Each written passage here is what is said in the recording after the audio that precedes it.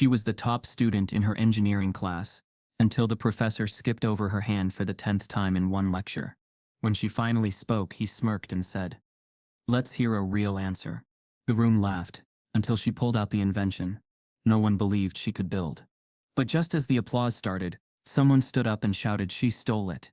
Before we deep dive into this interesting story, subscribe to our channel, and tell us where are you watching from. Share in the comments below. The robotics lab at MIT always smelled faintly of solder and heated plastic, a mix of creation and exhaustion. Hunched over benches, students tapped furiously on laptops, wires sprawled like tangled veins across tables. This was the place where dreams were supposed to take shape, where ideas became machines, and where reputations were quietly made. For Ava Johnson, it was supposed to feel like home. She had worked years to get here through nights of broken calculators, through part-time jobs that left her fingertips raw, through the constant whispers of teachers who never believed she would belong in a place like this. But even at MIT, where intellect was supposed to matter more than anything else, the weight of being both black and a woman in a room full of mostly white men pressed down on her like an invisible hand. That afternoon, as fluorescent lights flickered and the hum of machines filled the air, Ava adjusted a circuit on her half-assembled prototype. She was quiet, deliberate, focused. That's when she felt the stare. Ethan Carter, a tall senior known more for his smug grin than his actual work, leaned against her table. He had been watching her for a while, making it obvious but pretending it wasn't. Finally, he let out a short laugh that sliced through the lab's steady noise. "Why don't you just go back to the kitchen?" he said, voice dripping with mockery. "Robotics isn't for girls like you." The words weren't loud, but they were sharp enough that a few nearby students glanced over, some smirking, others pretending they hadn't heard. No one said anything. Eva froze. For a second, her hands trembled above the circuit board. The insult wasn't just sexist. It carried something heavier, coded into that last phrase. Girls like you. She knew what he meant. She had heard it before from strangers, from classmates, even from teachers who had wrapped the same venom in more polite words. It was racism wrapped in misogyny, disguised as a joke. The silence around her made it worse. No one stood up for her. The air thickened with complicity, the kind that made the walls seem to lean in, the kind that told her she didn't belong here. Not real. 1,000 responses clawed at her throat. She wanted to snap back, to burn him with words sharper than his, to demand why he thought she was less. But Ava had learned early that reacting too strongly only fed the fire. Black women weren't allowed the luxury of anger in places like this. It would only become another weapon against her. So instead, she lifted her eyes slowly, meeting Ethan's smug stare. Her voice, when it came, was calm. Almost too calm. "Watch me," she said. It wasn't loud, but it carried weight, enough that his grin faltered for half a second before he shook his head and walked off, muttering something about wasted time. Inside, though, Ava was shaking. She turned back to her prototype, her vision blurring for a moment. She forced herself to breathe, to steady her hands, but the sting of humiliation cut deep. The words kept replaying in her head, echoing louder than the hum of machines. "Go back to the kitchen, girls like you." But as she stared at the half-built machine in front of her, something inside shifted. The insult meant to shrink her began to harden into fuel. She thought of her mother, who had scrubbed floors and served tables to keep food on their plates, who had always told Ava that her mind was her way forward. She thought of every time she'd been the only black girl in her advanced math classes, every time a teacher had looked past her hand to call on someone else. She thought of every snicker, every raised eyebrow, every moment she had been underestimated. If they wanted her in the kitchen, then she would show them what a woman who had spent her life fighting invisible battles could build outside of it. She bent lower over her work, her movements sharper now, more determined. The circuit sparked to life under her careful adjustments. The faint whir of a motor hummed against her fingertips, fragile but promising. Still, the humiliation lingered, heavy and corrosive. When the lab session ended, Ava didn't pack up immediately. She waited until most of the others had left, until Ethan's laughter had faded down the hallway. Only then did she allow herself to sit back in the chair, staring at the fragments of metal and wires scattered before her. Her chest rose and fell, slower now, calmer, but her mind was anything but calm. She knew she couldn't let this moment go unanswered. Not with words, not with complaints that would be brushed aside as overreactions.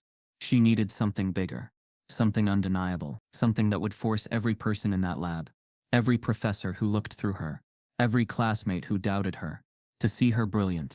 That night, as she walked across campus, the insult still stung, but it also glowed like a coal in her chest, the kind of fire that didn't die out quickly. She passed through the dimly lit quad, her notebook tucked tightly under her arm. Students laughed in groups, their voices carrying, but Ava barely noticed. Her thoughts raced, sketching ideas faster than she could capture them. She pictured a machine, not just another robot like the ones everyone else built, but something different, something meaningful, something no one could dismiss as trivial. By the time she reached her dorm, her decision was made. She set her bag on the desk, opened her notebook, and began to sketch furiously. Lines turned into blueprints, blueprints into possibilities. She stayed up long into the night, the hum of her desk lamp the only sound in the room. It wasn't about proving Ethan wrong anymore. It wasn't even about proving herself to MIT. It was about something larger, the need to claim space in a world that wanted her silent, invisible, or relegated to someone else's shadow. When the first sketch was done, she stared at it, her pulse quickening. It was bold, ambitious, risky, the kind of idea that could either collapse in failure or rise into something that would change everything. And for the first time since those words had been thrown at her, Ava smiled, not with joy, but with resolve. She closed the notebook, slid it under her pillow like a secret, and whispered to herself in the darkness. They'll never see this coming. Unseen by Ava, her roommate had watched her sketching in silence, curiosity sparking in her eyes. And tomorrow, when Ava returned to the lab, something unexpected would be waiting for her. The faint scribble in the margin of her childhood sketch still echoed in Ava's mind the next morning. Don't just dream, prove them wrong. She had forgotten writing it, but seeing those words, drawn by a smaller hand from a different lifetime, felt almost prophetic. It was as if the little girl who once believed without hesitation had left her older self a warning that belief alone wasn't enough. Action was the only answer. With that thought weighing on her, Ava walked into class at MIT, notebook clutched tightly, as if the sketch inside carried a hidden shield. She reminded herself that she belonged here, that she had earned every inch of this space. But belonging, she would learn, wasn't something the world would give her willingly. From the very first lecture, the undercurrent was clear. It wasn't always direct, not like Ethan's cruel words in the lab. Instead, it came in subtle waves, hard to point at but impossible to ignore. When Ava raised her hand, professors scanned the room and chose someone else, often a white male student seated just behind her. When she finally did get called on, her answers were met with distracted nods, only to be repeated minutes later by another classmate who was then praised for such a great point. The whispers came too, not loud enough to spark confrontation but audible enough to sting.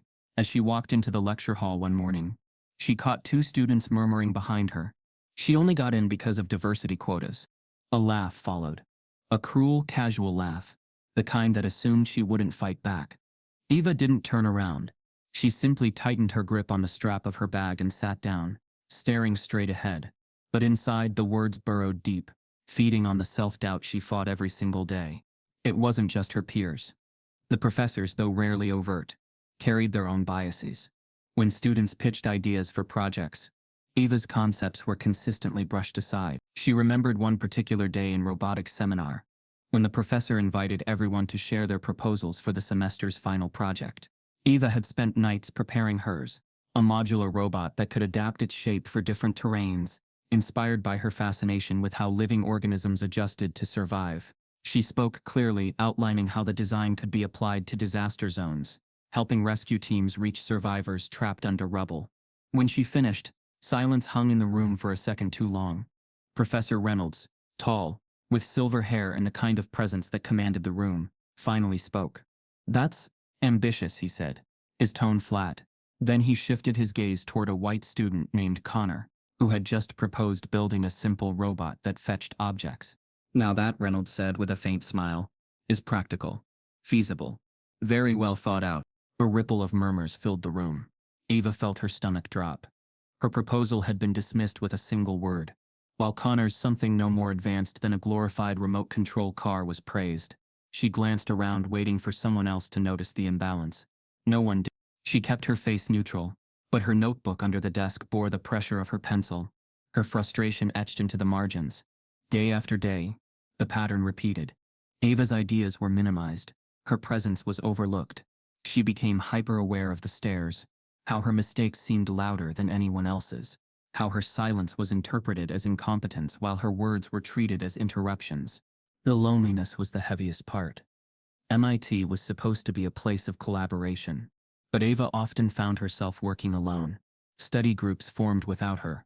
Lab partners avoided making eye contact. When she did get paired with others, her suggestions were often ignored until someone else rephrased them.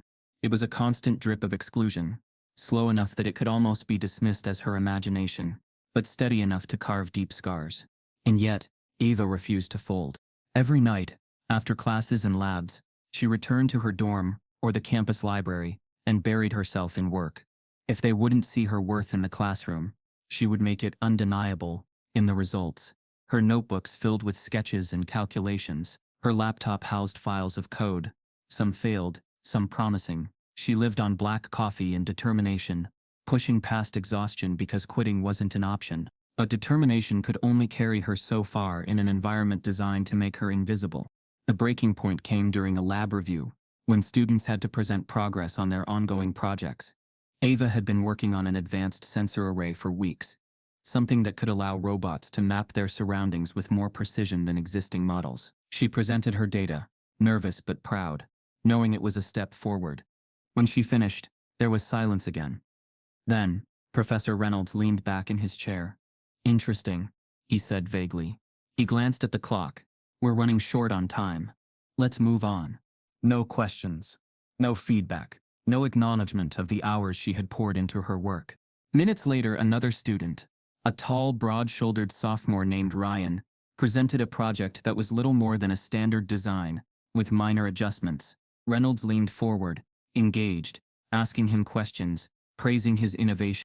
Ava felt something tighten in her chest. It wasn't just frustration anymore. It was humiliation. It was the realization that no matter how much she gave, it would never be enough for people who had already decided she didn't belong. After the session, as students packed up, Ava sat frozen at her desk. Her project materials lay neatly arranged before her, but she couldn't bring herself to move. The chatter around her felt muffled, distant. Finally, when the room emptied, she stood slowly, her notebook pressed against her side. Instead of heading back to her dorm, she walked toward the robotics lab. The hallways were dim now, the echo of her footsteps bouncing off the sterile walls. She reached the lab door, pushed it open, and stepped inside. The fluorescent lights buzzed faintly overhead. The room was nearly empty, except for the scattered remains of projects abandoned by other students. Spare wires, broken prototypes, leftover circuit boards. Ava set her notebook on the table and sat down. Her hands hovered over the scraps of metal and plastic, as if they were calling to her. She hadn't planned on building anything tonight. She hadn't even brought her tools. But something about the emptiness of the room, the silence after a day of being dismissed, pushed her forward. She reached for a piece of wiring, then another, then an old motor discarded in the corner. Slowly, almost without thinking, she began to piece them together. Her mind was racing, filled with fragments of ideas that had been ignored all semester. She wasn't following a plan. She was following instinct. Her notebook lay open beside her, the childhood sketch of her mobility support robot staring back at her. The words in the margins seemed to glow in the lab light. Prove them wrong. Her breath quickened. Hours passed unnoticed, as Ava worked, soldering, connecting, sketching, adjusting. The world outside faded away, until there was nothing but her and the machine beginning to take shape before her. And then, just as she leaned back to study the rough form of what she had built, a sound broke the silence. The click of the lab door opening. Ava froze. Someone else was here. She turned slowly, and her eyes widened when she saw who was standing in the doorway, watching her with an expression she couldn't read. Ava's breath caught as the lab door creaked open. The sterile white light from the hallway spilled into the room, slicing through the shadows where she had been working. Her heart pounded, but she didn't move. She half expected to see Ethan Carter again, come back to sneer, or maybe one of her classmates ready to mock her for wasting time on junk parts. Instead, the figure that stepped inside was someone else entirely. It was Maya Chen, a quiet sophomore from another engineering track. Ava had seen her before in passing. Dark hair always tied neatly back, sharp glasses that gave her a constant look of concentration. They had never spoken much beyond polite greetings. But Maya's reputation preceded her.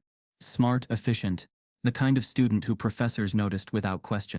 Maya stopped in the doorway, her eyes flicking from Ava's tense face to the mess of wires and metal spread across the table. "You're still here?" she asked softly, almost surprised. Ava exhaled, finally moving her hands away from the soldering iron. "Couldn't sleep." Maya stepped farther into the room, her shoes clicking against the tile. "Looks like you're building something." The question was simple, but the weight behind it wasn't. Ava hesitated, unsure if she should explain. So often sharing her ideas meant handing people ammunition to dismiss her. But Maya's voice didn't carry the sharpness of mockery. It was quiet curiosity, and maybe, though Ava couldn't be sure, respect. "I'm trying," Ava admitted. "Just scraps. Nothing official."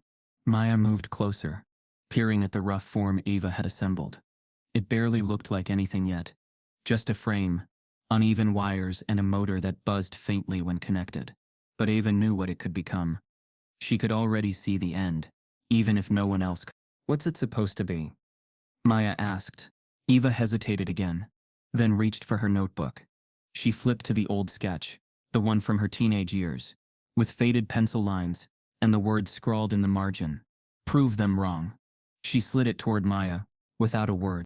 Maya studied it for a long moment. Her eyebrows lifted slightly, and then she looked back at Ava. "You're building this?" "Trying to," Ava said. "It's a mobility support system for people who can't walk or have trouble walking.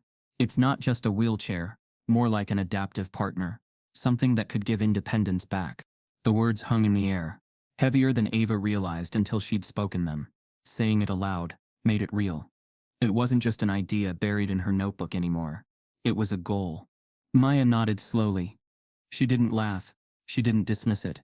She simply said, "That's big." Eva allowed herself the smallest smile. "Yeah, maybe too big." The two stood in silence for a moment, the hum of the machines filling the space between them.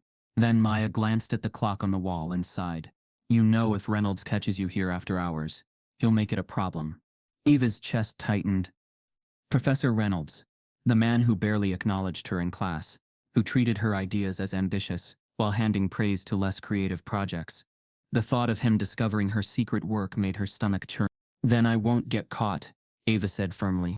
Maya studied her again, then gave a faint shrug. "Your call." She turned to leave, but just before stepping out, she paused. "If you ever need someone to test code or bounce ideas off, let me know." The words surprised Ava. She hadn't expected an offer. She hadn't expected anyone to care. But before she could answer, Maya was gone, the door clicking shut behind her. For a long moment, Ava sat frozen, staring at the door. Then, slowly, her shoulders eased. Maybe she wasn't as alone as she thought. She turned back to her work. The night deepened around her, and the lab seemed to transform under the dim lights. The hum of the ventilation was a steady rhythm. The faint sparks from the soldering iron flickered like fireflies. Each click of her tools sounded louder, sharper, more purposeful in the silence. Eva sketched feverishly in her notebook between adjustments. Every failure became a note in the margins. Every small success a spark of hope. The prototype began to take shape, not functional yet, but forming into something recognizable. In her mind, she could already picture it moving, supporting someone's weight, responding to their needs. She imagined a veteran regaining mobility, a child walking with assistance for the first time. The vision carried her past exhaustion. The lab clock ticked past midnight, then past 1. Her eyelids grew heavy, but her determination pushed harder. Each piece she connected felt like defiance. Every adjustment whispered back to Ethan's insult, to Reynolds's dismissals, to the whispers in the lecture halls. She worked until her hands ached, until the faint tremor of fatigue made her movements shaky. Finally, as the clock edged toward 2, she leaned back in her chair, staring at the half-formed creation before her. It wasn't finished, not even close, but it was alive in a way that no one else could see. Her eyes drifted shut for just a moment, and that's when it happened. The door clicked again. Her head jerked up, panic rushing through her veins. This time, it wasn't Maya. Standing in the doorway was Professor Reynolds himself, his tall frame shadowed by the hallway light, His face was unreadable, as his eyes swept over the table, the scraps, the notebook, the beginnings of her invention. Ava's throat went dry. For a long moment, neither spoke. The hum of the machines seemed unbearably loud. Then Reynolds stepped inside, closing the door softly behind him. "What?" he asked, his voice low and deliberate. "Exactly do you think you're doing here?" Ava's heart pounded as Reynolds moved closer, his eyes fixed not on her, but on the unfinished machine that might define her future. The morning after the insult, Ava carried her notebook everywhere she went. Its weight under her arm felt heavier than the textbooks stacked in her bag, as though the sketches inside carried not just wires and gears but something far more fragile. Her determination. As she walked across the MIT campus, her mind wandered, not to the equations waiting in class, or the circuits she would solder later, but to the long road that had led her here. To understand why Ethan's words burned so deeply, you had to understand where Ava came from. Detroit wasn't an easy place to grow up, not in the neighborhood where Ava and her mother lived. Their apartment walls were thin, the pipes groaned at night, and the streetlights outside often flickered out, leaving entire blocks in darkness. Yet to young Ava, it was still home, a place alive with noise and movement. The sounds of buses braking, car engines coughing, neighbors arguing, and children laughing in the street blended into a rhythm that shaped her earliest memories. Her mother, Lorraine Johnson, worked 2 jobs most weeks, day shifts at a diner, and nights cleaning offices downtown. Lorraine's hands were always tired, her back always aching, but she never let Ava see her break. She would come home, hair smelling faintly of grease or bleach, and still find the energy to ask Ava about her day, to look over her homework, to tell her that she was capable of more than the world wanted her to believe. "Baby," Lorraine would often say, sitting at their small kitchen table with the chipped edges, "people out there will try to tell you where you belong. Don't let them. You set your own place. You hear me?" And Ava, wide-eyed, would always nod. School was where those words were tested. From the beginning, Ava had loved numbers. While other kids groaned at fractions, she treated them like puzzles. Science projects became her joy, not her burden. But the brighter she shone, the more the world around her seemed determined to dim her light. In middle school, when Ava scored the highest in her class on a math exam, her teacher, Mr. Donaldson, gave her back the paper with a puzzled look. "Good job, Ava," he said, but then added with a chuckle, "Maybe you should think about tutoring the other girls. Some of them could really use the help." It seemed harmless, at first, until it became a pattern. Teachers praised her effort but doubted her dreams. When she said she wanted to be an engineer, one counselor smiled kindly and replied, "That's ambitious, but maybe you should think about teaching. Kids always need good role models." To them, realistic meant smaller. Realistic meant less. Ava swallowed the doubt but never forgot it. Each dismissal carved a line in her memory, like scratches on a wall she refused to let fade. By high school, her brilliance was undeniable. She built her first rudimentary robot from scrap parts she scavenged. Old toy motors, wires from broken radios, even pieces of an abandoned vacuum cleaner someone had thrown out on the curb. It was clunky, unstable, and barely moved across the floor. But to Ava, it was alive. The night it first whirred into motion, she called her mother into their tiny living room. "Look, Mama," she said, her eyes glowing as the makeshift robot buzzed forward, bumping against the couch. Lorraine laughed, covering her mouth in disbelief. "Lord, Ava, you really did this? With junk?" "Not junk," Ava corrected. "Pieces. They just needed to be put together the right way." Her mother's laughter faded into a quiet pride. "Don't let nobody tell you this isn't for you. If you can make a robot out of trash, you can do anything." But even as Ava's mother believed, the world outside kept testing her. In a regional science fair, Ava presented her robot to a panel of judges, 3 older white men, in pressed suits. They barely glanced at her work before asking, "Did you really build this yourself?" The question stung, because it wasn't curiosity, it was disbelief. They gave the first place ribbon to a boy whose project was nothing more than a polished version of something they'd all seen before. Ava left empty-handed, but the look on her mother's face, equal parts anger and resolve, reminded her that the ribbon wasn't the prize. The real prize was refusing to be erased. Each slight, each dismissal, each doubt, they didn't crush Ava. They layered inside her like steel. And yet, beneath the steel there was still the child who dreamed. Late at night, when homework was done, and her mother had finally collapsed onto the couch, Ava would sit by the window with a notebook. She would sketch ideas in pencil, lines and arrows sprawling across the pages. Notebooks piled on her desk, filled with visions of machines that could help people, machines that weren't about competition or ego, but about solving problems no one else seemed to notice. One drawing stood out among the rest, a concept of a robot that could assist people who struggled to walk, designed with wheels and a supportive harness. She had no parts, no tools, not even the right knowledge yet, but she drew it anyway, imagining a future where her inventions could give people freedom.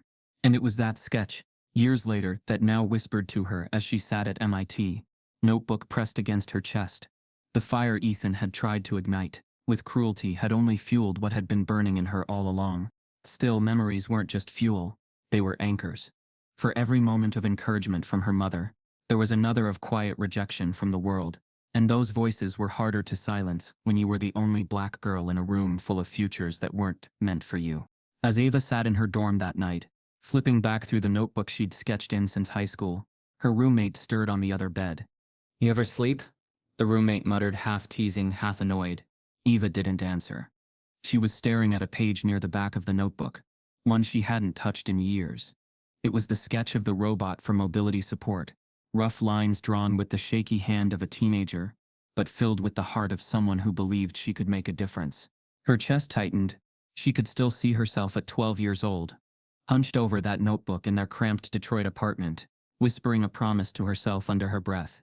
"I'm going to build something one day," young Ava had vowed, pressing her pencil down so hard it tore the paper. "Something that will change the world, and nobody's going to stop me." The memory rose so vividly, it was almost like she was back there. The smell of her mother's tired perfume lingering in the air, the sound of neighbors arguing through the walls, the soft rattle of the city outside. She could see her younger self hunched at that table, small but fierce, her eyes glowing with unshakable resolve.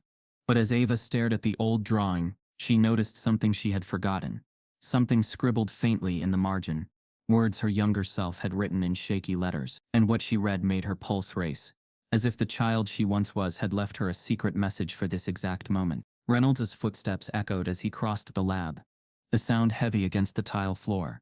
Ava straightened in her chair, instinctively sliding her notebook slightly closer to her, as though the scribbles inside were contraband. The professor's eyes flicked to the table, scanning the scraps of wiring, the half-assembled frame, the faint scorch marks from her soldering iron. His gaze lingered on the crude skeleton of her project, his expression unreadable. "Johnson," he said finally, his voice measured, formal. "Do you realize what time it is?" Ava swallowed hard. "Yes, sir." "This lab closes at 11, he interrupted, his tone flat. "Students aren't supposed to be here after hours without supervision. You know that." I know," Ava admitted. Her pulse quickened, but she forced her voice to stay steady. "I just needed more time. I've been working on something."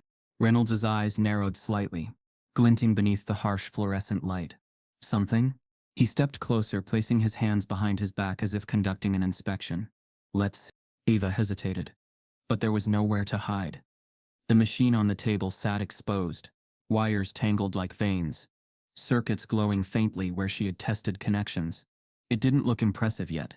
Nothing sleek, nothing polished, nothing that screamed innovation. But to her it was the first step toward the vision she had carried since childhood. Reynolds bent slightly, studying it. For a moment silence stretched, so long that Ava hoped he might see what she saw.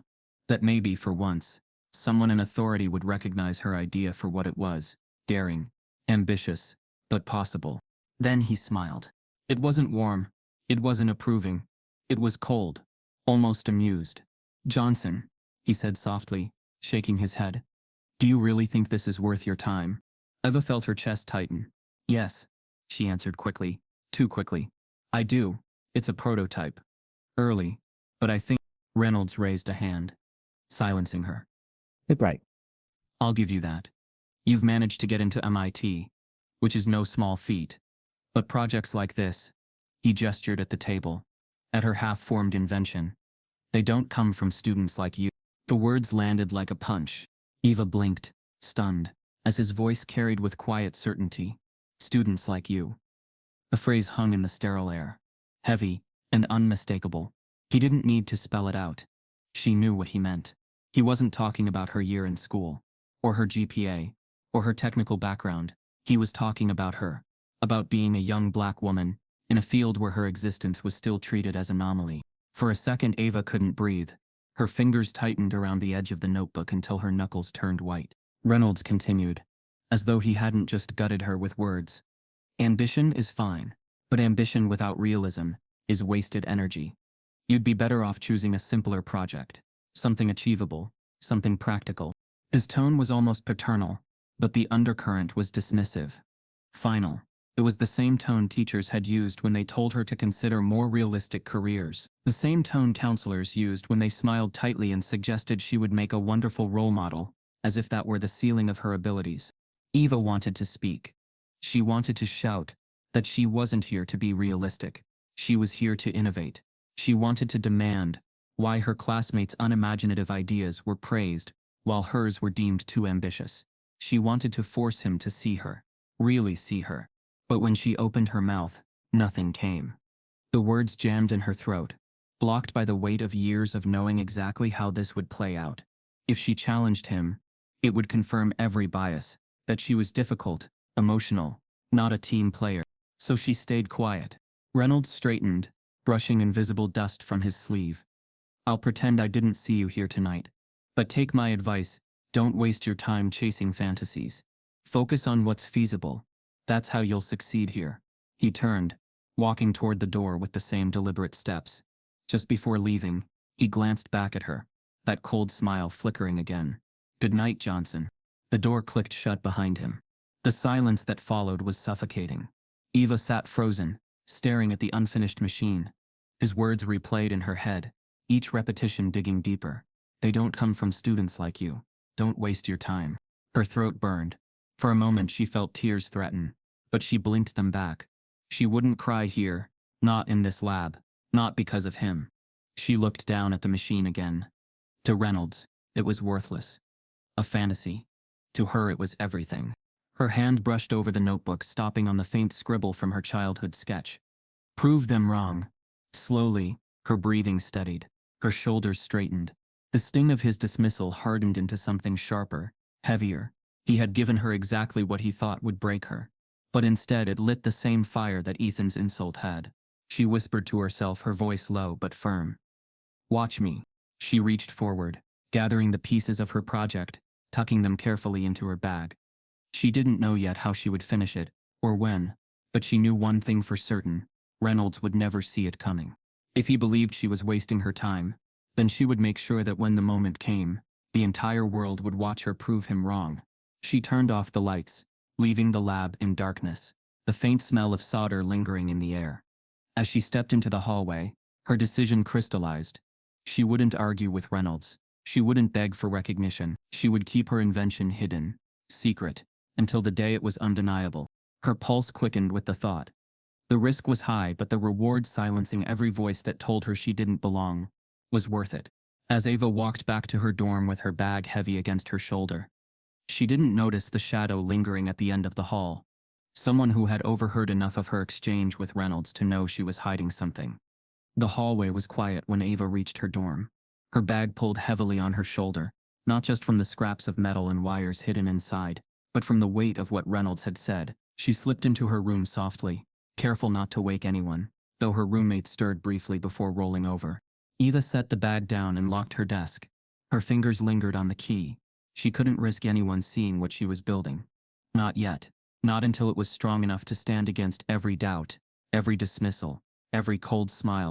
From that night on, secrecy became her ritual. When classes ended, while others filled the common rooms with chatter, or went out for late-night food runs, Ava returned to her dorm. She would close the door, pull out the hidden components, and lay them across her desk like puzzle pieces. The space transformed into her private lab, wires curling across the wood, notebooks spread open with scribbled equations and sketches. Her roommates noticed. "Girl, do you ever sleep?" one of them, Jasmine, asked one night, brushing her teeth in the corner, as Ava hunched over her desk with a soldering iron. "You look like you're running on fumes." Ava didn't look up. "I'm fine." "Fine? Your eyes have circles darker than my coffee.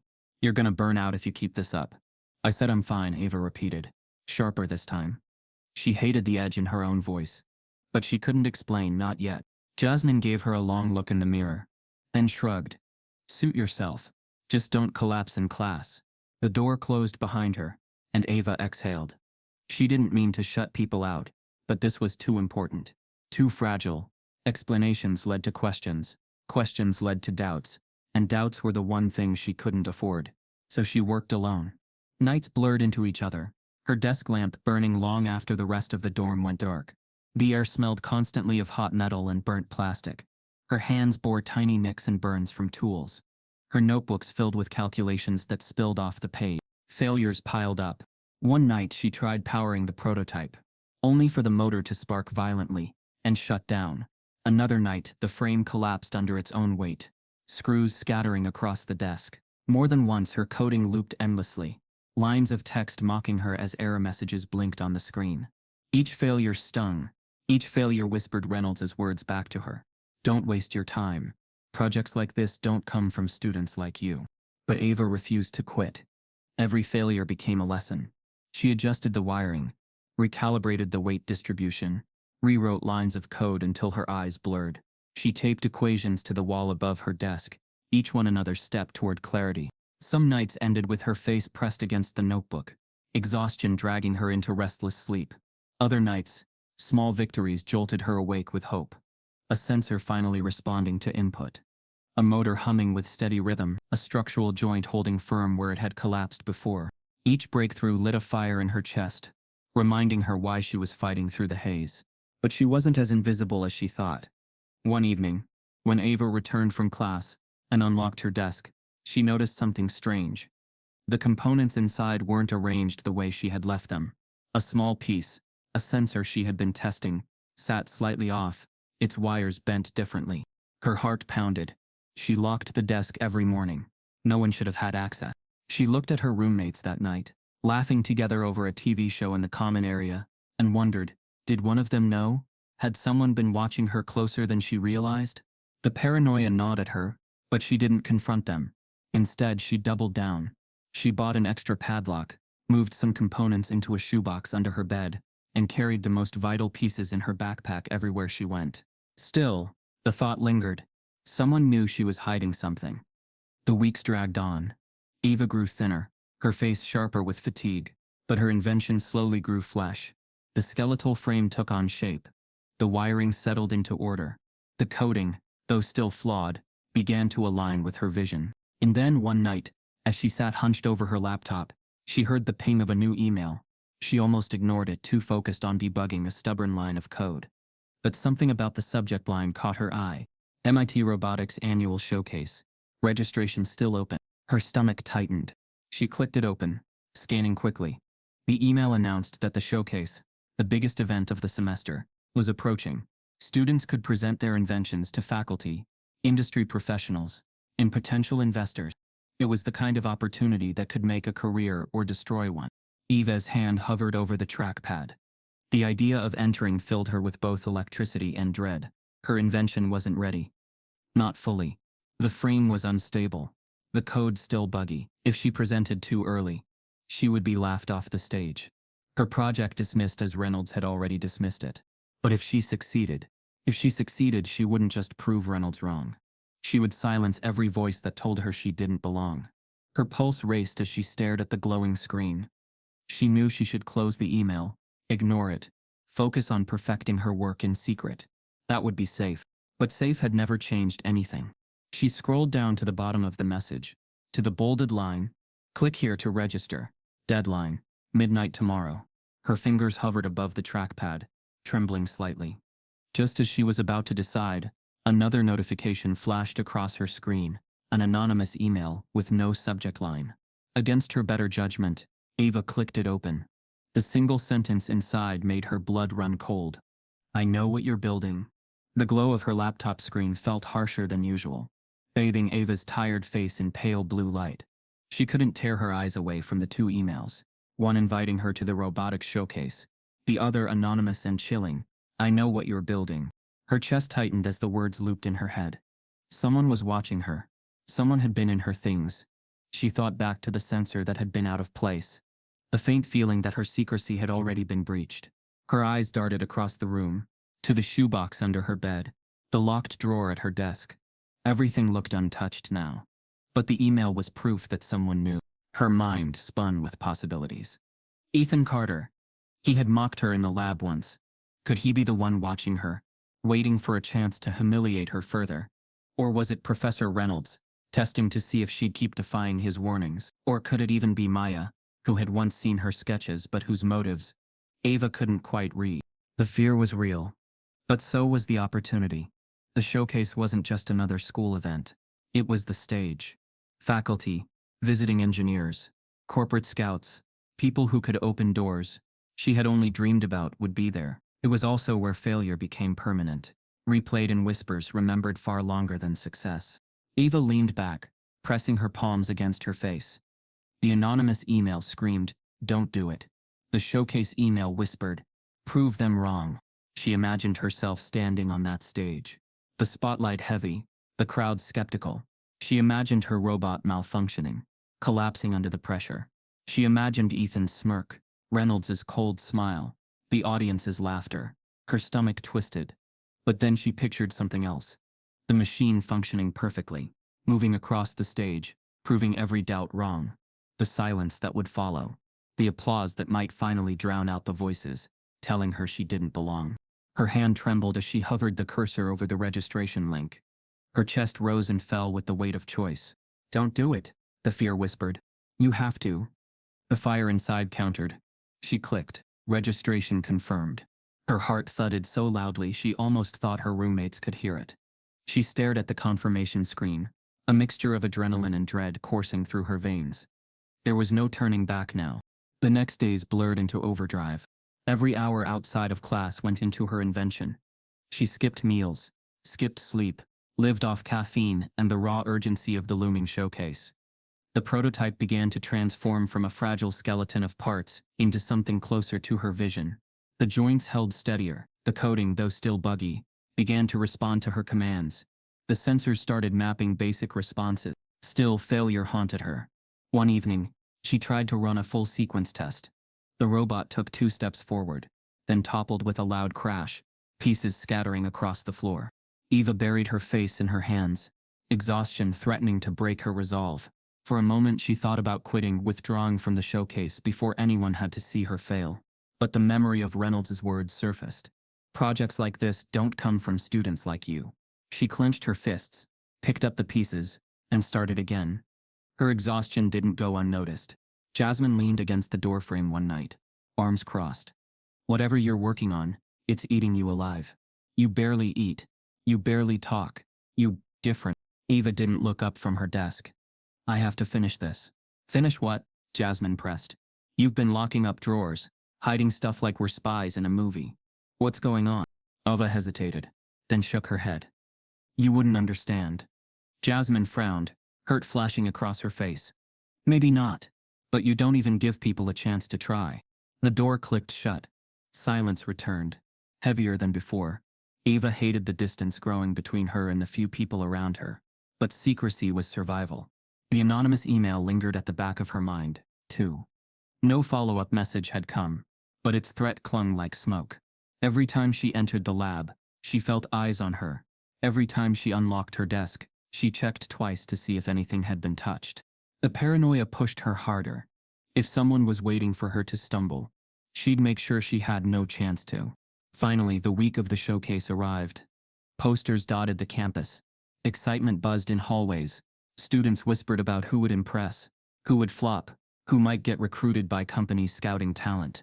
Ava kept her head down, carrying her project in pieces to avoid suspicion. Her classmates speculated openly in front of her, as though she wasn't there. "Ryan's design is probably going to win," someone said in the cafeteria. "He's got funding, connections. Judges love that kind of polish. Connor's project isn't groundbreaking, but it's clean. He'll place high," another added. No one mentioned Ava. Not once. She ate in silence, her chest tightening, her fists clenched under the table. She wasn't even in their consideration. The night before the showcase, Ava stayed in the lab until security nearly threw her out. She ran test after test, fixing each glitch until her hands shook from fatigue.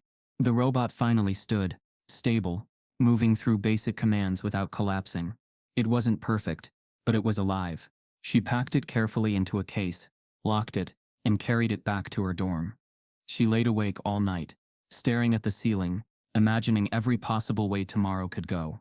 Morning came too quickly. The auditorium buzzed with energy, the air thick with anticipation.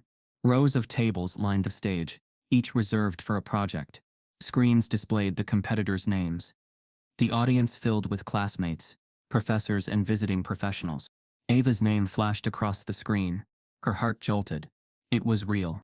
As she wheeled her case toward her table, she caught sight of Ethan across the room. He noticed her too, smirked, and leaned toward his friend, whispering something that made them both laugh. Ava's jaw tightened, but she kept walking. Professor Reynolds stood near the judge's table, hands clasped, his face unreadable. When his eyes met hers, there was no warmth, no recognition, just a cool glance that moved on quickly, as if she were a shadow passing by. Ava set her case down at her station. She could feel the whispers ripple. Some curious, some skeptical, some amused.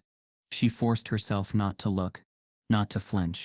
Her fingers trembled slightly as she began setting up, connecting wires, adjusting sensors. Every movement felt like it carried the weight of the world.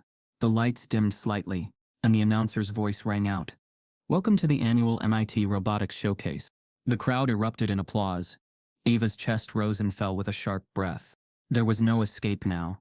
Her name was on the list, her project on the table, the spotlight creeping closer with each introduction. As the announcer began calling names, Ava's phone buzzed in her pocket. She glanced down at the screen. Another anonymous message. One line. "If you go through with this, I'll make sure everyone knows you didn't build it alone." Ava's fingers tightened around her phone as she read the anonymous message again. "If you go through with this, I'll make sure everyone knows you didn't build it alone." Her throat went dry. The words pulsed on the screen like a warning, like a trap closing in. She shoved the phone back into her pocket before anyone around her could notice. But the damage was done. The fear lodged itself in her chest, pressing against every breath. She had registered. Her name was on the program. The showcase was happening whether she was ready or not. And now, on top of the fear of failure, there was the fear of being accused of cheating. For a split second, she considered backing out. She could fake an injury, claim illness, find some way to vanish before her turn on stage. But that thought evaporated as quickly as it came. If she withdrew now, it wouldn't just be fear, it would be surrender. And surrender wasn't an option, not after Ethan's insult, not after Reynolds' cold smile, not after years of being told realistic. Still, the doubts clawed at her as she rehearsed. The days before the showcase became a blur of frantic testing. She set up the robot in the corner of the lab, whispering commands as though keeping her invention secret could protect it from judgment. But the machine seemed determined to betray her at the worst moments. The motor whined, then stalled. The sensors flickered, responding one moment, and failing the next. The code looped endlessly in errors she couldn't seem to debug. At one point, Ava slammed her palms against the desk, whispering through clenched teeth, "Why won't you work?" Her eyes burned with exhaustion. She hadn't eaten properly in days. She lived on granola bars and bitter coffee, her stomach twisted in knots of anxiety. Her hair, once neatly braided, had frayed strands falling loose around her face. Even Jasmine, who had grown used to Ava's secrecy, stopped teasing and started watching with genuine concern. "Whatever this is, it's eating you alive," Jasmine said one morning, as Ava stumbled out of bed, laptop already under her arm. Ava shook her head. "I can't stop. Not now." "Then at least breathe," Jasmine said quietly. "Machines don't work if their creator breaks first." The words lingered, but Ava buried them beneath the urgency pressing down on her. Her budget was another problem. While other students worked with sleek, expensive parts, Ava had scavenged most of her materials from leftover bins and online discount orders. Every time she looked at the uneven joints, the recycled wiring, she felt the gap widening between her and her competitors. She didn't just have to prove her idea, she had to prove it could rise above the lack of polish, the lack of privilege. But still, she pushed forward. Late one evening, as the campus grew quiet, her phone buzzed again. This time it wasn't the anonymous email, it was her mother. Ava hesitated before answering. She didn't want to worry her, but hearing her mother's voice always carried the strange power of grounding her. Baby? Lorraine's voice came through, warm but weary, the faint clatter of a diner in the background. Hey, Mama, Ava whispered, her voice cracking. You sound tired, Lorraine said immediately. You getting any rest? Ava laughed softly, bitterly. Not really. Big showcase coming up. It's a lot. Her mother sighed. I can hear it in your voice. You've always been like this, ever since you were little. You'd sit at that table with your notebook working until your eyes drooped. I'd tell you to sleep, and you'd tell me, Mama, I just need one more page. Ava's chest tightened, and now I need one more breakthrough. There was a pause. The clatter of dishes in the diner grew louder, then faded, as Lorraine must have stepped outside. Her voice softened. Listen to me. You've already come farther than I ever dreamed for you. I know people out there try to make you feel small. I know they tell you you don't belong. But Ava, you've been proving them wrong since you were a child. You don't stop now. Tears blurred Ava's vision. What if I fail? Lorraine's answer came without hesitation. Then you fail trying, and failing while trying is still winning. Because you didn't let them silence you. For a long moment, Ava couldn't speak. Her mother's words wrapped around her like armor. When she finally whispered, "Thank you, Mama," her voice trembled, but the fire in her chest glowed again. The next day, Ava pushed harder. She tested and retested, adjusting the code line by line, tightening each joint until her hands ached. The robot began moving with more stability, responding to simple commands. The shape of her vision was finally emerging, even if the polish was far away. But then, the night before the showcase, it happened. She was running a full test, the robot moving clumsily across the floor, when suddenly the motor gave a violent sputter. Sparks flew. The smell of burnt plastic filled the air. Ava lunged forward, cutting the power before it caught fire. Her heart pounded as she stared at the smoking component. The motor was fried. She scrambled to her parts bin, hands shaking, searching for a replacement. But she had no spare motor of that type. Her budget hadn't allowed it. She had gambled on one, and now it was gone. Her stomach dropped. Without it, the robot wouldn't move at all. The showcase was in less than 12 hours. She sank to the floor. The broken motor clutched in her hands, tears sliding down her cheeks. All her work, all her sleepless nights, all her sacrifices, it could all collapse in front of everyone tomorrow. Her phone buzzed again. A new anonymous email. She wiped her eyes and read it. Told you. Students like you don't finish. Ava stared at the glowing words, the broken motor in her palm, and realized she had to make a choice, improvise with what little she had left, or walk onto that stage tomorrow, unarmed, risking not just failure but humiliation. Ava's hands shook as she held the burned-out motor. The metal was blackened, the casing warped, as if too much current had been forced through it. She turned it over and over in her palm, staring at the damage. Something about it didn't feel right. She had tested carefully. She had been cautious with voltage, cautious with wiring. Every calculation checked out. Motors didn't just fry themselves like this. Not without help. Her gaze shifted to the rest of the robot. Wires she had taped neatly last night now hung looser, slightly off. A screw at the base of the frame was missing altogether. She remembered tightening it before going to bed. Her pulse quickened. Someone had been in her work. The thought made her stomach twist. She looked toward her locked drawer, the shoebox under her bed, the laptop that held her code. Everything looked undisturbed, but the motor in her palm told a different story. The anonymous emails, the sensor that had once been out of place, the eerie feeling of being watched in the lab. This wasn't just bad luck. Someone wanted her to fail. Her mind went immediately to Ethan Carter. She could still see his smirk in the lab, the way he had leaned over her table and said, "Why don't you just go back to the kitchen?" He had mocked her once. Maybe sabotage was just the next step, or maybe it was Reynolds. The professor had told her directly not to waste her time. What if he wanted to ensure she embarrassed herself enough to quit trying? Her throat tightened. The thought that her own professor could be behind this made her dizzy, but she had no proof, only fear. Ava dropped the ruined motor onto the desk and pressed her palms against her eyes. Rage surged inside her, mingling with despair. She wanted to scream, to storm into the hallway and demand answers. But what good would it do? Without evidence, she'd be brushed off as paranoid, emotional, too fragile to handle the pressure. So she did the only thing she could. She worked. Her hands moved feverishly through the night, scavenging what little she had left. She pulled apart other circuits, rewired functions, cannibalized old parts to keep the prototype alive. It wasn't elegant, it wasn't stable, but she refused to let the saboteur win. Her laptop glowed through the darkness as she rewrote lines of code.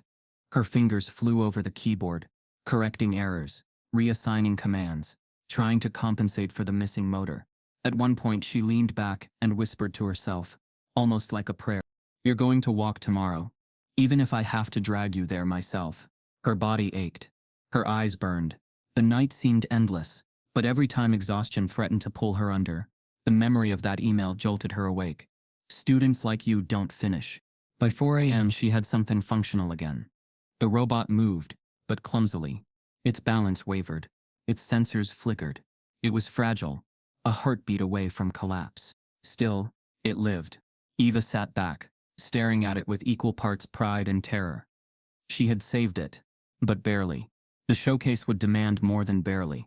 She pushed through until dawn, hands trembling, tools scattered across her desk like battlefield remnants. When the first light of morning filtered through the dorm window, Ava finally leaned back in her chair, staring at the machine. Her heart thudded with dread. Today wasn't just another day, it was the showcase. She packed the robot carefully into its case, layering cloth around it, like fragile glass. Her hands lingered on the latch as though afraid to close it. Once the case shut, there would be no more fixes, no more adjustments. Whatever she had, this was it. Her phone buzzed again. Another anonymous message. "Doesn't matter how hard you work. By tonight you'll be a joke." Her chest tightened. She fought the urge to reply, to demand their identity, to lash out. But she forced herself to slip the phone back into her pocket. Responding would only give them power. The only answer was to succeed in front of everyone. Still, doubt gnawed at her as she walked across campus, the case heavy in her hands. Every face she passed felt like it could belong to the person behind the emails. Ethan's smirk when he spotted her in the distance only sharpened her suspicion. He leaned toward his friend, muttering something before both burst into laughter. She looked away, jaw clenched. She couldn't let him see her rattled. The closer she got to the auditorium, the louder the buzz of voices grew. Students clustered outside, carrying their polished projects, polished smiles. Some looked at her, curiosity flickering in their eyes, but quickly turned back to their friends. She was invisible until she failed. Then they'd all see her. Inside, the auditorium was already alive with energy. Spotlights gleamed against polished floors. Judges shuffled papers at the front. Rows of chairs filled with students, faculty, and visiting professionals. The hum of anticipation pressed in from all sides. Eva wheeled her case to her assigned table. Her name, Ava Johnson, glowed on the screen above it. Seeing it displayed publicly made her heart jolt. No more hiding. She set the case on the table, hands trembling as she unlocked it. She glanced up, and for a split second, her eyes met Reynolds's across the room. His expression was unreadable, but his head tilted slightly, as if waiting to see her stumble. Her stomach flipped. She turned back to her case, pulling the robot out carefully. The machine wobbled slightly as she placed it on the table, its fragile frame betraying the long night of rushed repairs. She adjusted it quickly, forcing her hands steady. The lights dimmed slightly. The announcer's voice boomed through the auditorium. "Welcome, everyone, to this year's MIT Robotics Showcase." Applause erupted.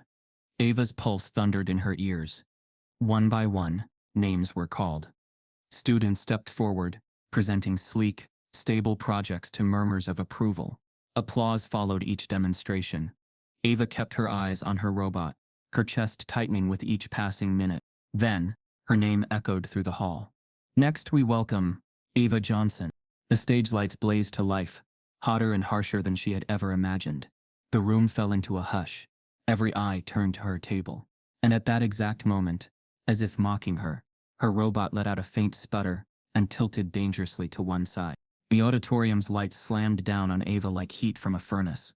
Her heart lurched as her name echoed across the space, bouncing off walls that suddenly felt far too tall, far too wide. Every face turned toward her. Whispers rose in waves. As she moved to the front, the robot cradled carefully in her arms, like something both precious and fragile. Her footsteps echoed against the polished floor. That's her. What's she even presenting? Someone murmured. She's not ready for this. Another voice whispered. Ava didn't need to look to know who was speaking. She could feel the smirks, the sideways glances, the skepticism pressing down on her with every step. At the judge's table, papers shuffled. One judge barely glanced up, scribbling something as though she were already irrelevant. Another leaned back in his chair, arms crossed, bored before she had even begun. Professor Reynolds sat among them, his expression cool, detached eyes that seemed to say, I warned you. Her throat tightened. She reached her table and carefully set the robot down. The machine wobbled slightly, its fragile balance betraying the rushed repairs from the night before. She steadied it quickly, forcing her trembling hands to still. She looked up. The auditorium seemed impossibly vast, a sea of faces stretching endlessly. She searched the crowd for one anchor, one reason to stand tall, and for a fleeting second, she imagined her mother sitting in the back row, smiling with tired pride. The thought steadied her just enough to breathe. Her hands gripped the edges of the table. She had rehearsed this introduction 100 times, whispering it to herself in the quiet of her dorm. But now the words felt far away, scattered by the weight of the spotlight. Still she began. My name is Ava Johnson, she said, her voice soft but steady. And this, she gestured to the robot, is a prototype I've been developing. It's designed not just to move, but to support, to give independence back to people who struggle with mobility. It's not a machine for competition. It's a machine for people. The room was silent. Not the silence of awe, but the silence of skepticism. She could see it in their faces, the raised eyebrows, the faint smirks. One judge leaned toward another and whispered something that made his lips twitch in amusement. Reynolds' expression didn't change, but Ava caught the faintest narrowing of his eyes, like a predator waiting for prey to stumble. Her chest tightened. The weight of doubt pressed heavier. She glanced at her robot, the fragile frame sitting quietly, almost mockingly. This was the moment. Either it came alive, or she would be remembered as the girl who dared too much and failed spectacularly. Her hand hovered above the activation button. She could hear her own heartbeat, pounding louder than the murmurs, louder than the rustle of papers. She whispered to herself, almost too soft for anyone else to hear. Don't fail me now. Then she pressed the button. The silence in the room deepened. For one long, excruciating second, nothing happened. Her stomach dropped, her vision blurred. The machine sat there, lifeless, as though mocking her desperation. A ripple of whispers spread through the crowd. It's not working. Called it. She wasn't ready. Ava's throat constricted. She felt heat rise to her cheeks, humiliation blooming like fire. The judges shifted impatiently, one of them already reaching to mark something down. Ethan's smirk gleamed from the back row, his elbow nudging his friend as though he'd been waiting for this exact moment. Her fingers gripped the edge of the table until her knuckles turned white. She could feel the walls closing in, the moment collapsing before it even began. But then, a faint hum broke the silence. It was small, almost imperceptible, but enough to make Ava's eyes snap to the machine. The sensors flickered faintly. A soft vibration rippled through the frame. Her chest tightened. The robot was alive. The hum grew louder, but instead of steady motion, the machine jolted suddenly, jerking to one side as though fighting itself. The crowd gasped. Ava's pulse spiked. Was it coming to life, or about to break apart in front of everyone? The applause that had filled the auditorium, only seconds ago, collapsed into silence, so sharp it rang in Ava's ears. The judge's words still echoed, cutting into her like shards of glass. There's no way you built this yourself. The tone had been casual, almost bored, but beneath it lay the poison she knew too well. Not a genuine question. Not curiosity. Doubt laced with something colder. The assumption that brilliance could not belong to someone who looked like her. Her chest rose and fell rapidly, heat rushing up her throat. She forced her hands to remain steady at her sides, even as her fingers trembled with restrained fury. The judge adjusted his glasses and leaned forward, repeating himself, slower this time. Did you really build this yourself, Miss Johnson? Gasps and murmurs rippled across the room. The words weren't subtle. They didn't need to be. Everyone understood the implication. Ethan's laugh rang from somewhere in the crowd. Knew it, he muttered loudly enough for nearby students to hear. The sound burned into Ava's ears. Her stomach twisted, but she didn't flinch. Yes, Ava said, her voice sharp but steady. Every line of code, every piece of wiring, every failed attempt and every breakthrough. This is mine. The crowd stilled. Her words hung in the air, defiant and unwavering. One of the other judges, a woman with sharp features and an analytical gaze, raised an eyebrow. Walk us through your process then, in your own words. For a moment, Ava froze. This wasn't in her plan. She had rehearsed her presentation, not a defense. But then she realized this was her chance, not just to prove she belonged, but to silence the whispering doubt that clung to every corner of this institution. She drew a breath. I started with the frame, built from aluminum scraps, lightweight but durable. I modified the joints to allow for adaptive balance, using a modified gyroscopic system to detect shifts in weight. The sensors are reprogrammed ultrasonic modules, repurposed to calculate distance and adjust stride in real time. The motor, her throat tightened as she remembered the sabotage. The all-night repair. The motor was recalibrated manually after a failure. The AI is a hybrid learning model. I trained it through repeated error correction. Every failure last week, every collapse, every crash became part of its learning dataset. Her voice grew stronger with every sentence, her passion cutting through the tension. She spoke faster now, her words fueled by months of frustration finally given form. It doesn't just follow commands. It adapts. It learns. It compensates for mistakes. Just like I had. That's why it's alive right now. Because I didn't give up on it when it failed. The audience had fallen into a stunned silence. Even some of the judges looked shaken. Pens scribbled furiously. One leaned back, lips pursed but not dismissive. Curious. Ava's chest heaved as she finished, her gaze sweeping the room. She met the eyes of Ethan in the crowd, who had lost his smirk. She met Reynolds' stare, which had shifted from cold detachment to something unreadable. For the first time in weeks, she felt power flood her veins. She wasn't begging to be believed. She was stating a fact. But the first judge, the one who had doubted her, wasn't finished. He leaned forward, steepling his fingers. His eyes glinted with the kind of skepticism that no explanation could erase. Impressive speech, he said slowly. But talk is easy. Anyone can memorize technical jargon and make it sound convincing. The room stiffened. Ava's stomach dropped. The judge continued, his voice slicing through the air. If you truly built this, then prove it. Right here, right now. Show us you can code, rewire, adjust, not in theory, in front of everyone. Gasps spread across the auditorium. The challenge was brutal, unprecedented. No other student had been forced into such a test. Ava's pulse thundered. She could feel the trap tightening. If she succeeded, she might silence him. But if she stumbled, if her hands shook too much, if one line of code failed, she wouldn't just fail the showcase. She'd be branded a fraud. Her lips parted, but no words came. Her gaze flicked to the judge's table.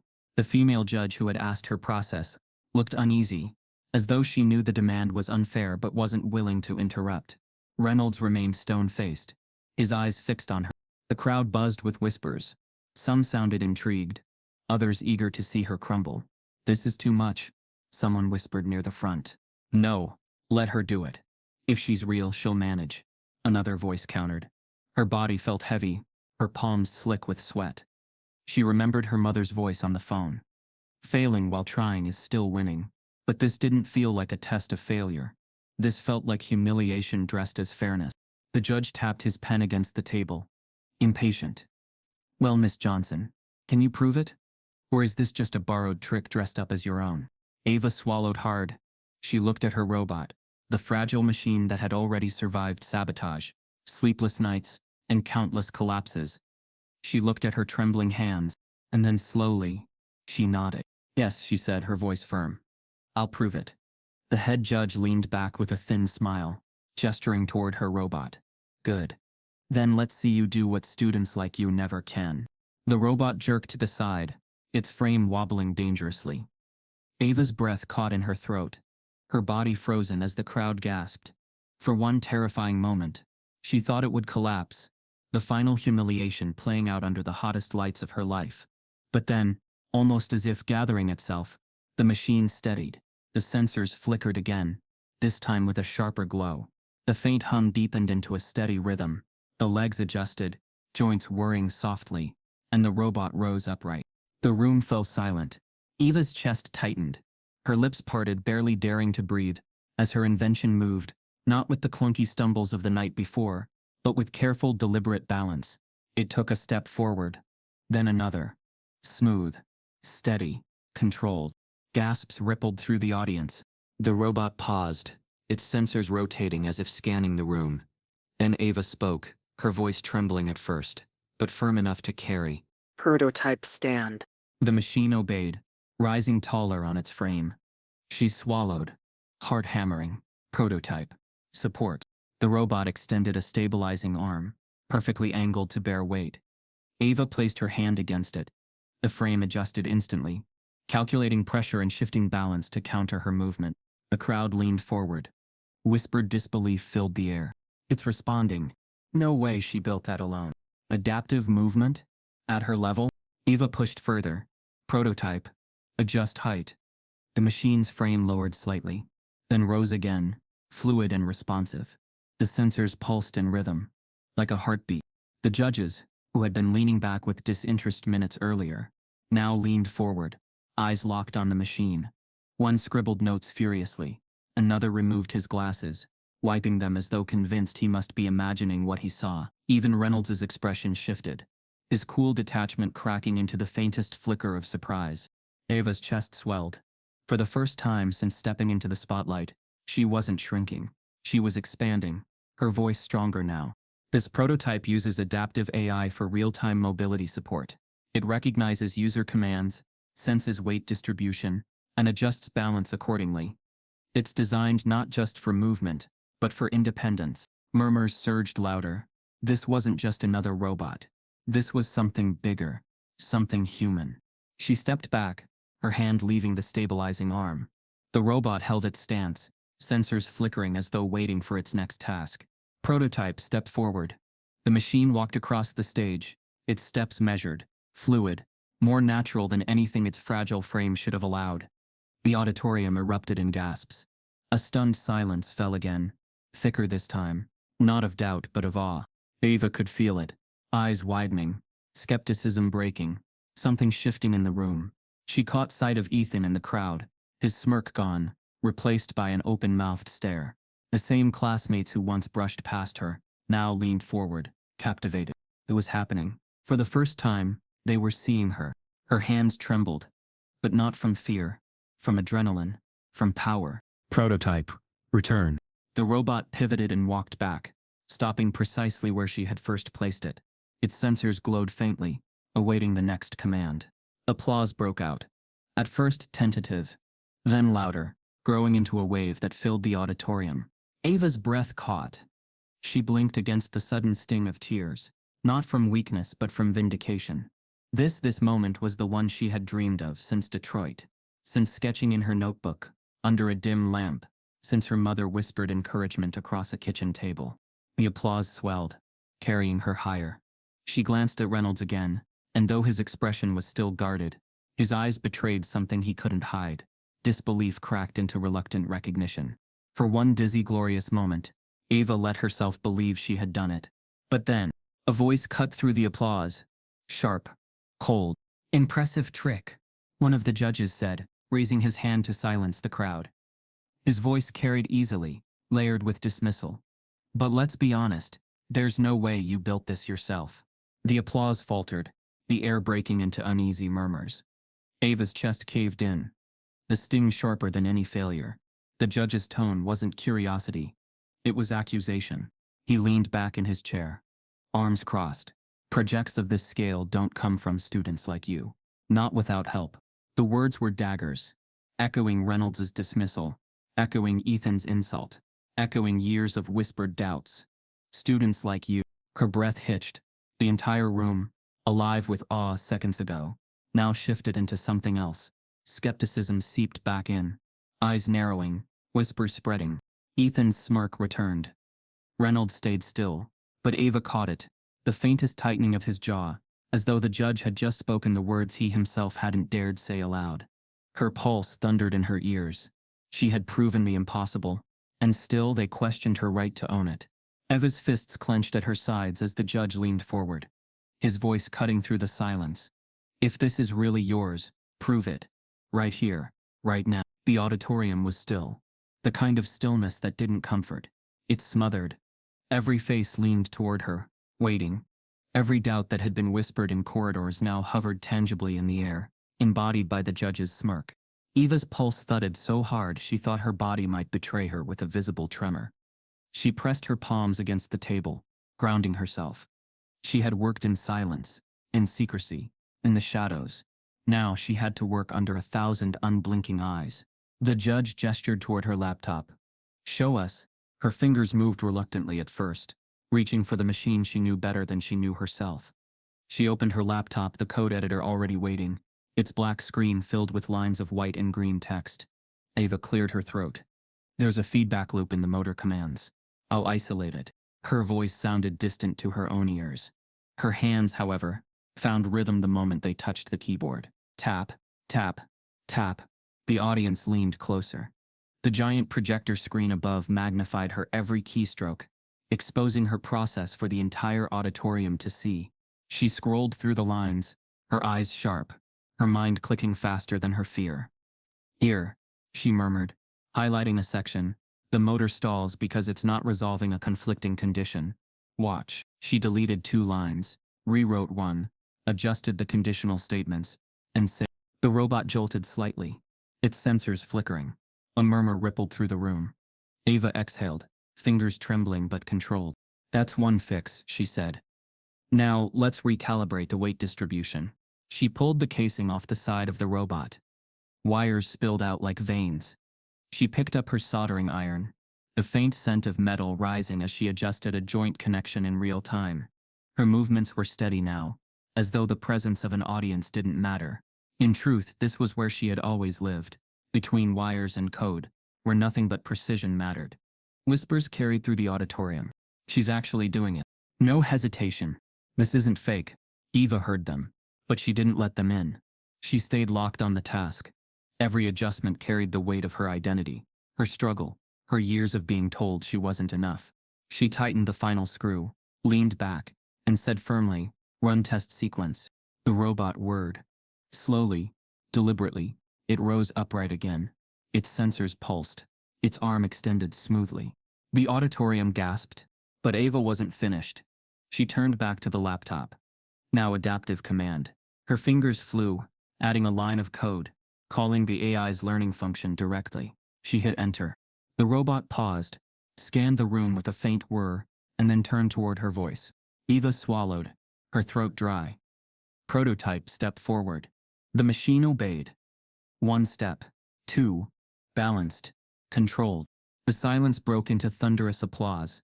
It crashed over her, louder than she had ever imagined, washing away the smirks and whispers. For a heartbeat, Ava allowed herself to bask in it. The proof undeniable, the skill visible, the lie shattered.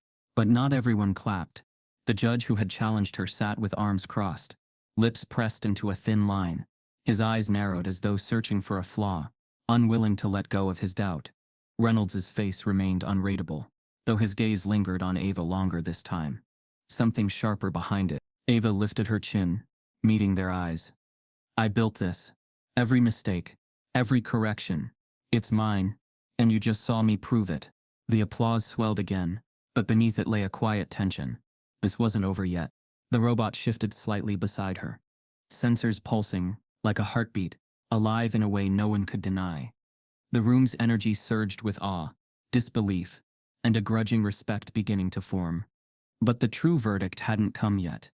The judges conferred in low voices, their pens scratching against paper, their faces tight with debate. The audience leaned forward, hungry for resolution. Ava stood still, her chest heaving, sweat dampening her palms. She had done everything she could. She had proven herself in real time, shown her skill beyond question. Yet her future now rested in hands that might still refuse to believe her, not because of the machine, but because of who she was. She closed her eyes for a moment, her mother's words echoing, "Failing while trying is still winning." But Ava hadn't failed. She had made the machine live. She had made the room gasp. The only question was, would it be enough? The robot straightened suddenly, as if sensing the weight in the room. Its sensors glowed brighter, scanning, adapting. The auditorium hushed again, waiting for the judge's verdict, when without warning, the head judge raised his hand to speak. The head judge's hand rose, silencing the auditorium. The applause tapered into a hush, the air thick with expectation. Ava's robot stood motionless beside her, its sensors dimming into a quiet pulse. For a moment, the only sound was the faint whir of its cooling fan. The judges leaned in close to one another, whispering. Their words didn't reach the crowd, but their faces told fragments of the story: raised brows, pursed lips, quiet nods, and sharp shakes of the head. The female judge spoke animatedly, her hands gesturing toward Ava's laptop, while the first judge, the one who had doubted her from the beginning, leaned back with folded arms, shaking his head as though unconvinced. The debate stretched on far longer than any other students had. Minutes passed. Whispers spread through the audience. What's taking so long? They don't know what to do with her. She proved it, didn't she? Why are they stalling? Ava stood rooted to the floor, her hands pressed to her sides. Every second felt like a test. She knew she had done more than most of the other contestants. Shown innovation, skill, adaptation, but she also knew her fight wasn't just technical. It was political. It was personal. The faces in the crowd blurred as she searched for one anchor. She found Ethan. He sat stiff in his seat, arms crossed, no smirk this time, just silence. She found Reynolds, still unreadable, but his gaze locked on her like he was seeing her for the first time. Finally, the head judge leaned toward the microphone. The auditorium hushed instantly.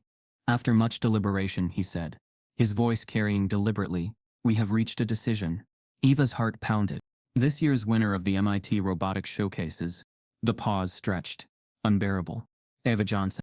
The room erupted. Applause thundered. Cheers broke out. Some students even stood, clapping with wide eyes. Ava felt the sound crash over her, almost too much to bear.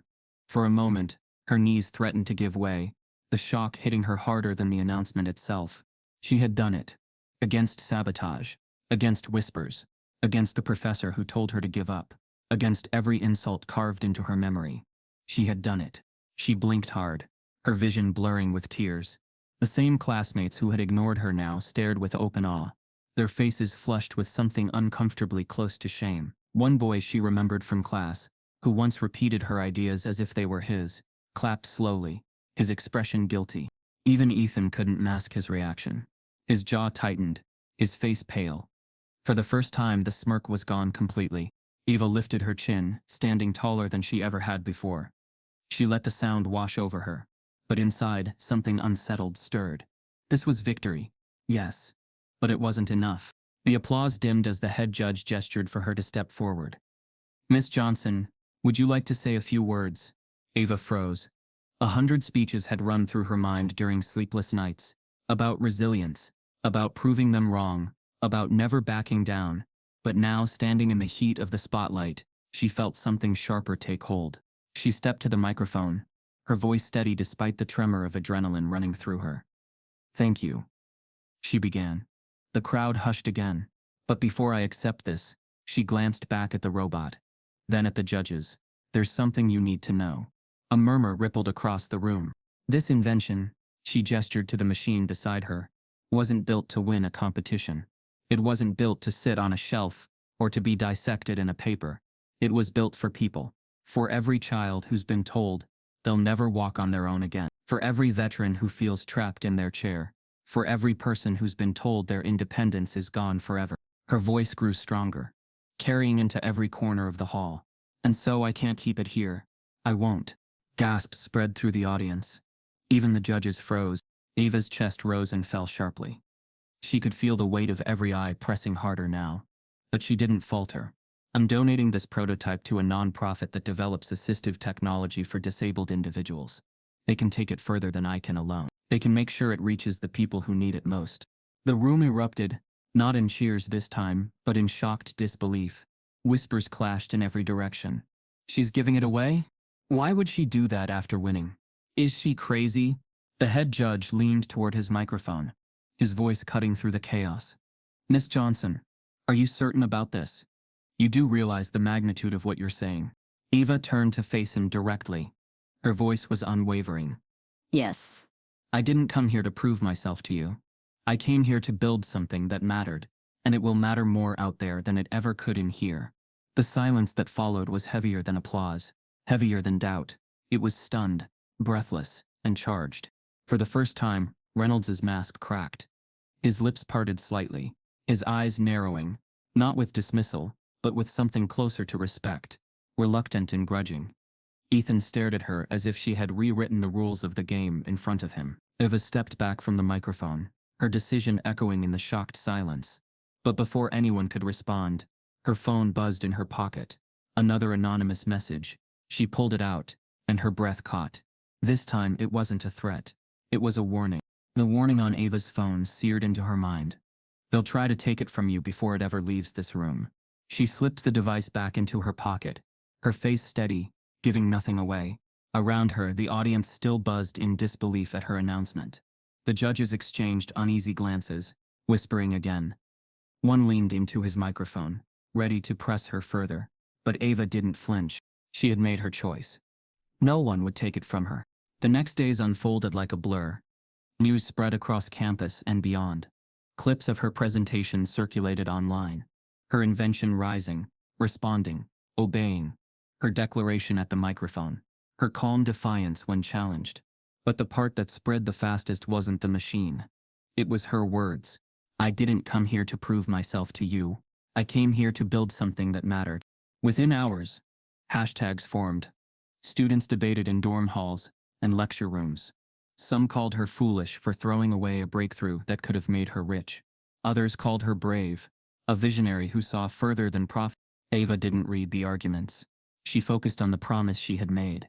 2 weeks later, she stood in a quiet office in downtown Boston, across from a group of men and women whose faces carried lines of battles fought beyond classrooms. Disabled veterans, the nonprofit that had agreed to take her prototype buzzed with quiet determination. Wheelchairs lined the waiting area, prosthetics leaned against walls. This was where her machine belonged. She set the robot carefully on the floor. Its frame gleamed under soft fluorescent light, its sensors flickering as it scanned the room. A man in his 40s, broad-shouldered despite his wheelchair, leaned forward, his expression wary. "Does it really work?" he asked, his voice gruff but edged with hope. Eva crouched beside the machine, her hands gentle on its frame. "Try it," she said simply. The man hesitated, then reached forward. His palm pressed against the stabilizing arm. The machine adjusted instantly, lowering itself to match his reach, balancing against his weight. The man gasped. Slowly, he pushed himself upward, gripping the robot as it supported him. For the first time in years, he stood, not perfectly, not freely, but upright.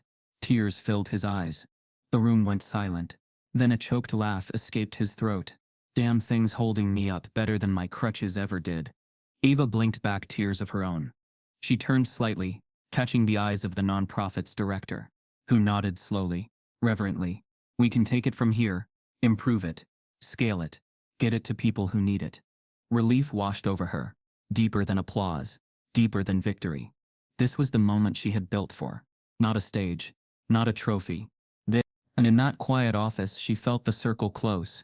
She thought back to the lab, to Ethan's sneer. "Why don't you just go back to the kitchen?" She thought back to Reynolds' cold dismissal. "Projects like this don't come from students like you." She thought back to every teacher who had steered her toward realistic dreams, every whisper that told her she didn't belong. And now, here was proof. She didn't just belong, she changed lives. When she returned to MIT, word had already spread. Her classmates looked at her differently in the hallways, some with awe, some with guilt, some unable to meet her gaze. Ethan avoided her entirely, his smirk gone, his laughter silenced. Even Reynolds, who still carried his mask of detachment, nodded slightly when their eyes met, a gesture Ava didn't mistake for approval, but for recognition. Recognition was enough. The real moment, though, came at the end of semester presentations, when families were invited to watch their children showcase projects. Ava didn't plan to present her prototype was gone now, where it belonged, but she sat quietly in the audience, waiting. Then, as if summoned by fate, her mother walked in, Lorraine Johnson, weary from work, still in her diner uniform, eyes glowing with pride. When their eyes met across the room, Ava's breath caught. She saw her mother's hand rise to her face, wiping at tears. Ava smiled, small but steady, her own vision blurring. Her mother mouthed silently, "You did it, baby." And in that moment, everything, every insult, every sleepless night, every doubt, fell away. Ava wasn't the girl told to stay in the kitchen. She wasn't the student brushed aside in silence. She was the woman who built something the world could not ignore. The auditorium faded in her mind. The applause of the showcase, the whispers of doubt, the weight of racism and sexism, all of it blurred into background noise. What remained was her mother's gaze, the quiet pride in her eyes, the circle completed. But the story didn't end there. The narrator's voice rose over the scene, low and steady, cutting through like truth itself. She was told to go back to the kitchen. Instead, she built something that walked into history. But for every Ava Johnson who breaks through, how many more are silenced before the world ever hears their names? The screen cut to black, leaving the question hanging, daring the audience to answer, not with applause but with action. And if her fight moved you, remember there are countless others still battling to be heard. Type yes if you believe every voice deserves a chance. And subscribe if this story broke your heart, because their silence ends when we choose to listen.